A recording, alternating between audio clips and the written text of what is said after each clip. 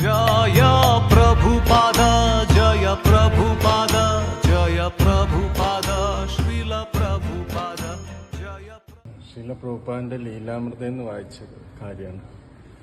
അതിൽ ശ്രീല പ്രഭുപാദ് ഭുവനേശ്വറിലുണ്ടായിരുന്ന സമയത്ത് ഉള്ളൊരു കാര്യമാണ്. പ്രഭുപാദ് 2 കുടിലുണ്ട്. ആ 2 കുടിലിനെ കണക്ട് ചെയ്യുന്ന ഒരു ക്യാൻവാസ് റൂഫുണ്ട്. അതിൻ്റെ നടുക്കാണ് വ്യാസാസനം വച്ചിരിക്കുന്നത്. അപ്പോൾ പ്രഭുപാദ് എല്ലാ വൈകുന്നേരവും അവിടെ ഇരുന്ന് ക്ലാസ് കൊടുക്കും. അപ്പോൾ ഒരു ദിവസം ക്ലാസ് എടുത്തപ്പം ഒരു ഡിവോട്ടി ഒരാൾ, അവിടുത്തെ പുതിയ ഒരാൾ വന്ന് ചോദിച്ചു, ദൈവം എന്താണെന്ന് ചോദിച്ചു. പ്രഭുപാദിന് അയാളെ, നിങ്ങൾ ഇന്ത്യയിലല്ലേ ജനിച്ചത്, നിങ്ങൾക്ക് ദൈവം എന്താണെന്ന് അറിയത്തില്ല എന്ന് പറഞ്ഞ് പ്രഭുപാദ് അതിനെക്കുറിച്ച് കുറേ കാര്യങ്ങൾ പറഞ്ഞു. എന്നിട്ട് പിറ്റേ ദിവസവും ഒരു പബ്ലിക് പ്രോഗ്രാം ഉണ്ടായിരുന്നു. അപ്പോൾ പബ്ലിക് പ്രോഗ്രാമിനും പ്രഭുപാദ് ഇന്ന് സംസാരിച്ച് അതിൻ്റെ ക്വസ്റ്റ്യൻ ആൻസർ ചോദിച്ചപ്പം കൃഷ്ണ എന്താണ് എന്ന് ചോദിച്ചു. ഒരാൾ വീണ്ടും ചോദിച്ചു. അപ്പം അയാൾ കൃഷ്ണൻ എന്താണെന്ന് അറിയില്ലേന്ന് ചോദിച്ചപ്പം അയാൾ പറഞ്ഞു, ഞാൻ കൃഷ്ണ എന്നുള്ള വാക്കിൻ്റെ അർത്ഥം എന്താണെന്ന് ഞാൻ ചോദിച്ചതെന്ന് പറഞ്ഞു. അപ്പോൾ അത്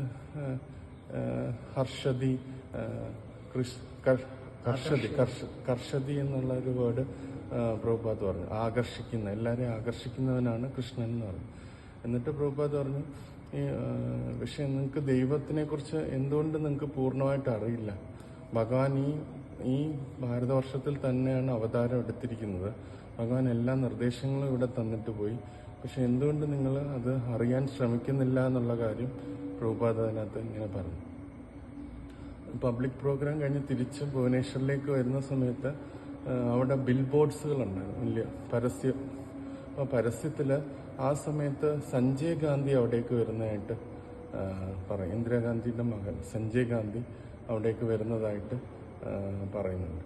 ഇന്ദിരാഗാന്ധിയുടെ മകനല്ല, സഞ്ജയ് ഗാന്ധി വരുന്നതായിട്ട് പറയുന്നു. അപ്പോൾ അദ്ദേഹം ഇങ്ങനെ പറയും, അയാളുടെ ഒരു നിർദ്ദേശം എന്ന് വെച്ചാൽ എല്ലാവരെയും ലിറ്ററേറ്റ് ആക്കണം, എല്ലാവർക്കും എഴുത്ത് അക്ഷരവും ഇതൊക്കെ പഠിപ്പിച്ചു കൊടുക്കണം എന്നുള്ള. പ്രഭുപാദ് അതിനകത്ത് പറഞ്ഞത്, നമ്മുടെ ഈ വൈകിട്ട് പ്രോഗ്രാമിന് കുറേ ആൾക്കാർ വരുന്നുണ്ട്. നമ്മൾ പ്രസാദം കൊടുക്കുന്നുണ്ട്. അത് പ്രസാദം എന്നുള്ള ഉദ്ദേശത്തിലല്ല അവർ വരുന്നത്, അവർക്ക് അത്രയും വിശപ്പായിട്ടാണ് അവർ വരുന്നതെന്ന് പ്രഭുപാദ് പറഞ്ഞു. അപ്പം അതേസമയം പ്രഭുപാദ് കുറച്ചും കൂടെ നടന്ന് നോക്കിയപ്പോഴത്തേന് കുറേ നല്ല വണ്ണമുള്ള ആൾക്കാർ നടക്കുന്നു ജോഗിങ്ങിന്. അപ്പം പ്രഭുപാദ് പറഞ്ഞു, ഇതാണ് ഈ എഡ്യൂക്കേഷൻ്റെ പ്രശ്നം. എഡ്യൂക്കേഷനിൽ ഒരു സ്ഥലത്ത് ഒരാൾക്ക് ഒരുപാട് ധനവും എല്ലാം ഉണ്ട്, വണ്ണമൊക്കെ കൂടിയുണ്ട്, വെയിറ്റ് കുറയ്ക്കാനായിട്ട് ആൾക്കാർ നടക്കുന്നു. വേറൊരു സ്ഥലത്ത് ആൾക്കാർക്ക് ഭക്ഷണം ഇല്ലാതെ കുറച്ചൊരു നേരത്തെ വിശപ്പടക്കാൻ വേണ്ടി ആൾക്കാർ വന്നു ചേരുന്നു. അപ്പോൾ ഇനി ഇവർ എഡ്യൂക്കേഷൻ കൊടുക്കുകയാണെങ്കിൽ എന്നിട്ട് പ്രഭുപാദ് വീണ്ടും മുന്നോട്ട് പോയപ്പം അവിടെ ഒരുപാട് തരിശായ ഭൂമി കിടക്കുന്നു. കൃഷിക്ക് യോഗ്യമായ ഭൂമിയാണ്, പക്ഷെ ഒന്നും കൃഷി ചെയ്യാതെ കിടക്കുന്നു. അപ്പോൾ അത് കഴിഞ്ഞ് പ്രഭുപാദ് അങ്ങനെ ഈ മൂന്നിനെയും കോർഡിനേറ്റ് ചെയ്ത് പ്രഭുപാദ് പറയുന്നത്, ഇപ്പം നമ്മൾ അവർക്ക് എഡ്യൂക്കേഷൻ കൊടുക്കുമ്പോൾ അവർക്ക് എൻഗേജ് ചെയ്യാതെ, അവർക്കൊരു ജോലിയും കൊടുക്കാതെ വെറുതെ എഡ്യൂക്കേഷൻ മാത്രം കൊടുക്കുമ്പം അവർക്ക് നോളജ് ആകുമ്പോൾ അവർ കാണുമ്പം നമ്മുടെ കയ്യിൽ പണമില്ല, ഇങ്ങനെ ഒരുപാട് ആൾക്കാർ, വണ്ണമുള്ള ആൾക്കാരൊക്കെ ഇങ്ങനെ ഒത്തിരി പണമായിട്ട് ഇങ്ങനെ നടക്കുന്നു.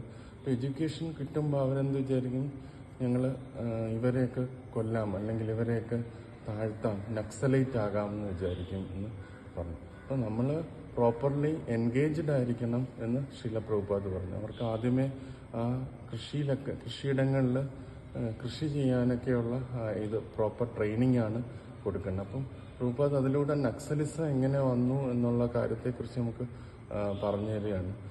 അവരെ ഒന്നും പ്രോപ്പർലി എൻഗേജ് ചെയ്യാതെ നോളജ് കൊടുത്ത് ഈ ഭൗതികമായ അറിവ് കൊടുക്കുമ്പം അവർ എപ്പോഴും ഈ ഡിസ്പാരിറ്റി നോക്കിയിട്ട് മറ്റ് പണമുള്ളവരെ ഇല്ലാതാക്കാനായിട്ട് ശ്രമിക്കും എന്ന് പ്രഭുപാദ് അതിലൂടെ നമുക്ക് പറഞ്ഞു തരികയാണ് ചെയ്യുന്നത്. അപ്പോൾ എല്ലാവരും പ്രോപ്പർലി എല്ലാ കാര്യത്തിലും എൻഗേജ് ആവണം എന്നുള്ള കാര്യം പ്രഭുപാദ് പറയുന്നു.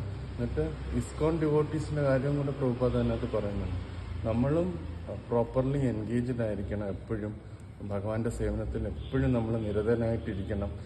അങ്ങനെ നിരതനായിട്ടിരുന്നില്ല എന്നുണ്ടെങ്കിൽ നമ്മൾ ഓവർ ഈറ്റ് ചെയ്യും, ഒരുപാട് ഭക്ഷണിക്കുകയും പിന്നെ ഗോസിപ്പ് പറയും. 3 കാര്യങ്ങളാണ് പ്രഭുപാദ് പറയുന്നത്. നമ്മൾ പ്രോപ്പർലി എൻഗേജ്ഡ് ആയിട്ടില്ലെങ്കിൽ നമ്മൾ ഒരുപാട് ആഹാരം കഴിക്കും, പിന്നെ നമ്മൾ ആൾക്കാരുണ്ടെങ്കിൽ ഗോസിപ്പ് പറയും, പിന്നെ നമ്മൾ സെക്ഷൽ ഫീലിങ്ങിലേക്ക് വീണ് പോകുമെന്ന് പ്രഭുപാദ പറഞ്ഞു. അതുകൊണ്ട് എല്ലാ ഡിവോട്ടീസിനും ഏതെങ്കിലും രീതിയിൽ ഒരു ദിവസം മുഴുവൻ സേവനത്തിൽ മുഴുകിയിരിക്കണമെന്ന് പ്രഭുപാദ നമുക്ക് പറഞ്ഞു.